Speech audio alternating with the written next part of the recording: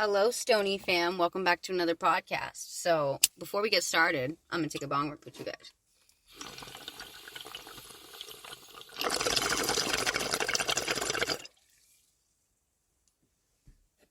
Alright, that was a much needed rip. So, I will say, guys, I apologize. It's always been like this, where I kind of just take a break and come back, and it's like everything has been fine, but, there has been a lot of stuff that's been going on, and I wasn't fine for a long time, so we're going to talk about that. I finally found what I want to do with this podcast. So I want to obviously still talk about cannabis, get into stuff about my life still, all of those good things. But most importantly, like the reason why I've always had this on my Twitter profile and had this as part of my bio and talked about this before, like I want to advocate more for mental health and talk more about the effects of how cannabis helps with my mental health and the community, and just as well as like other things involving my mental health, not always just things that can cope with it, but just my own experience, and just kind of get into that as well, because that's just a huge part of myself that I've been neglecting and reluctant to put out there for the world, because when I put myself out there, I've found in the past I've gotten really, really hurt. That's kind of a broad statement. I think everybody can agree with. We've all gotten hurt when we put ourselves out there, right? For me, it's something that I've just kind of dealt with since a child. My feelings and emotions were not properly allowed to be expressed at home, and I was kind of told, if you're upset, just to deal with it by yourself. Since I was young, like, example, I would be crying, wanting to talk to my mom, depressed, and she would shut the door and ignore me and lock it and wait till I was done crying, and then speak to me. So it was like I had to process and deal with my own emotions by myself. Never was taught to think that anyone else could help me, whether it be doctors, friend, whatever, therapy. I didn't think any of that was what you would have. It was like yourself and that's it. So that's another reason why I kind of internalize and take a lot of things on myself and don't reach out for help a lot of the time. So that's the reason why I do that. But the reason I really mainly wanted to do this podcast is, today anyway, is that it is coming very close to being 3 years since Nick had passed. That would be a month, almost exactly a month, 2 days short of that.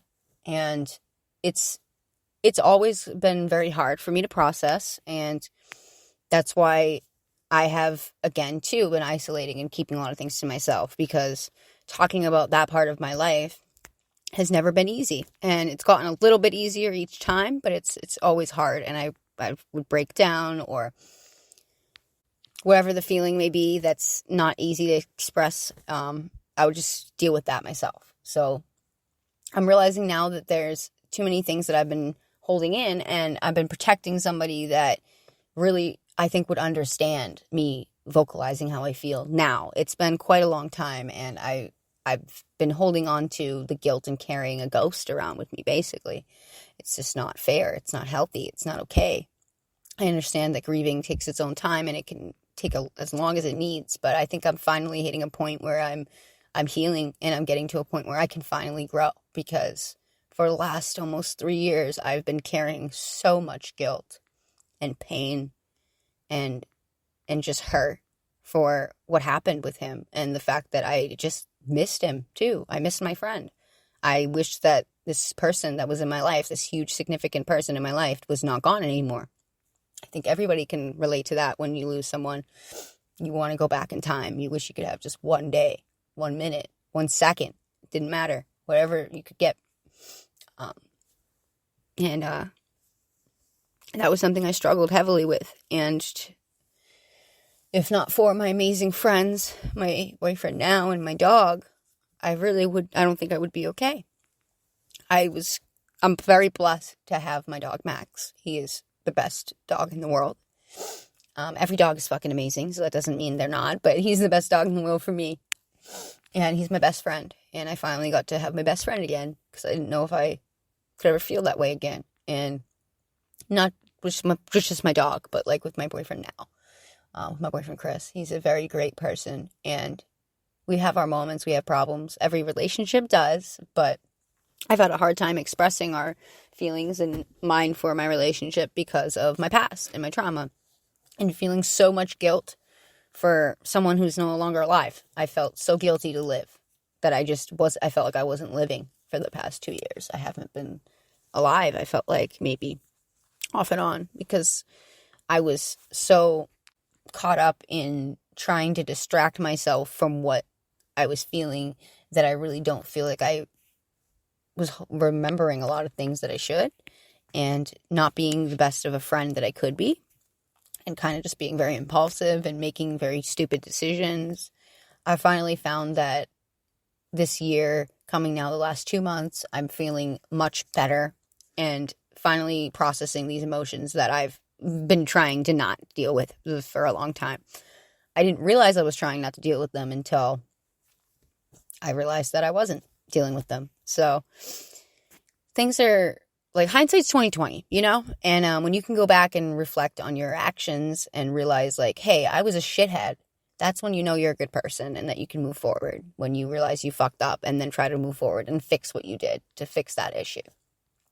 With me, I kind of have also not wanted to share certain parts of my life because I know that they can be negative. Even if I don't feel them to be at the moment I'm writing them, or even if I'm joking about something in my life, I know that it's not exactly normal or maybe comfy and positive and happy. So it's like, oh, I'll just keep this to myself because I don't want to depress somebody, you know, like that's something I feel like I do a lot.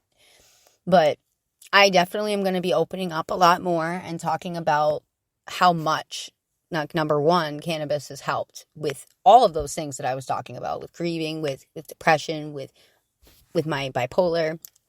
It's helped so fucking much, and it has always been something that's helped me for many years now, and it helps a lot of other people too. So I will always be an advocate for that and talking about the benefits of what it's done for me, because if not for that, I would not probably be here right now. I can honestly say I don't think I would be.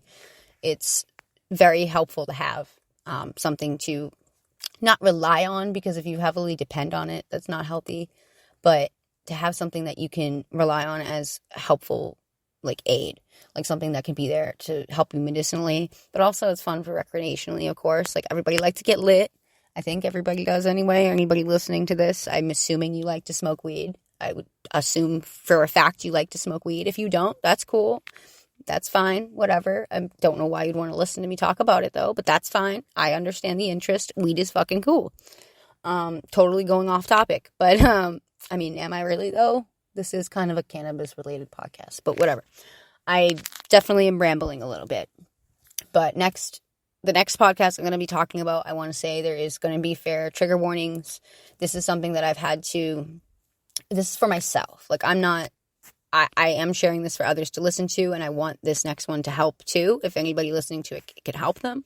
But I'm really going to be sharing this for myself as well. Like, mainly, it's the only podcast and only probably thing I've ever put this much effort and work into for my own healing. That's why I'm emphasizing by saying it's for myself, because it's for my own healing. But it's something that will also show what's been going on with me for the last, several years, and what that moment and impact it meant to me, and how I've carried myself throughout all that. So this is kind of like, this episode is really just to update y'all, kind of give you a little bit of a insight inside my brain for a moment, and just thank you guys too. Thank you to all of my good friends in my life that have been there for me throughout my crazy. I have some specific shout outs that I'm going to put into the captions below, so make sure to read those, because you guys really mean so much to me. If not for you guys too, I don't think I would be here either. I really rely on my friends as my family, because my real family have never really been there for me. And even if they were, I still, these are my family. I started to find myself again by meeting these people, and I'm very grateful for having you in my life. So thank you. Thank you so much. And to those who are listening, thank you for taking the time to listen to my podcast, to hear my silly voice talk about whatever the hell I'm talking about, or like my posts of whatever I'm posting. It really does mean a lot to me. I do this for enjoyment for myself. It makes me so happy, and it gives me my creativity, my ability to get that outlet out. But it's really also something that I like to do for other people, and I want to make other people happy too. So if I can do that successfully, I will feel very great for the rest of the day. But there are moments we're all going to fuck up sometimes. And lately I feel like this summer I was not my truest and fullest form of myself. I was associated with really crappy people. And one of which was like my best friend was actually like the biggest snake and very much hurt me in the worst way you could ever hurt somebody. So I definitely have learned my lesson with a lot of things. I feel like life has given me that blessing of finally being able to open my eyes and clearly see a lot of things for what they are, and myself and my own feelings and emotions. I'm a lot more in tune with how I feel and what I want to project into the world. I don't want to put any hate, any mean, and any negativity into the world, because I know how bad that can feel when it's brought onto me. I've had that for my whole life. For 14 years, I was terrorized. For 14 years. So I totally understand wanting to snap back, because you're just kind of like a caged animal in the corner. You know, you just don't want to be attacked anymore. And that's how I felt for a while too. And I started to become a mean person, and I started to become cold and not nice. And I just want to say to anyone that I did ever hurt in my lifetime, if they didn't deserve it, I'm going to say that because, we know there's people that definitely deserve it because they're shitheads. But there are some people that were really kind to me that I might have just blocked out of my life because of fear or whatever it may be.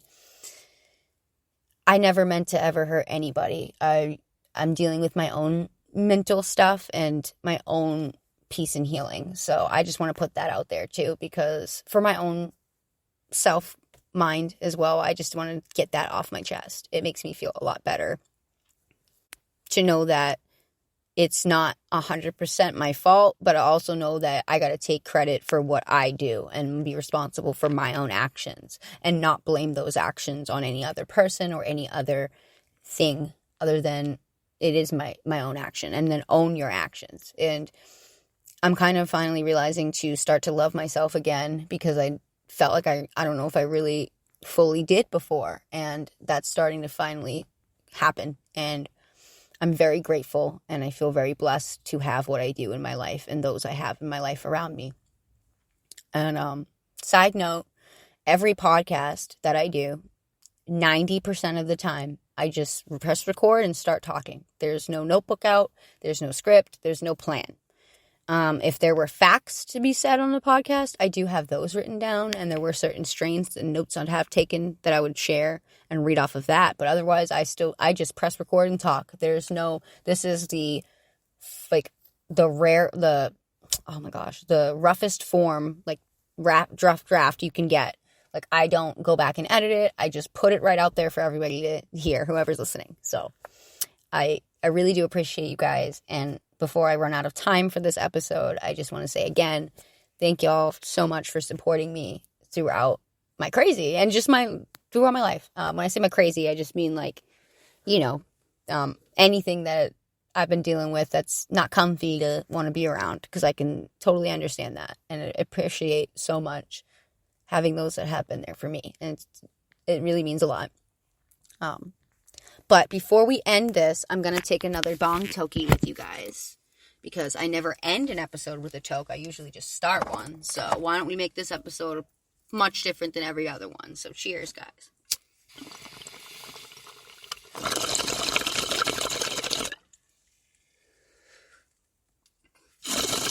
I will say, next episode, like I was saying, trigger warning, I am going to be breaking down and talking a bit about trauma. We're going to be talking about loss and cannabis. So all of those things combined. I've talked a bit about it before on one of my podcasts, but this is going to be a bit more dived deep into that. So again, check the comments below, or caption, I'm going to have my shoutouts thrown down there, and much love and peace to all of you guys. I hope that everyone has a wonderful rest of your Sunday, and cheers and big tokes to everybody. I'll be back talking in session with you guys very soon. Cheers.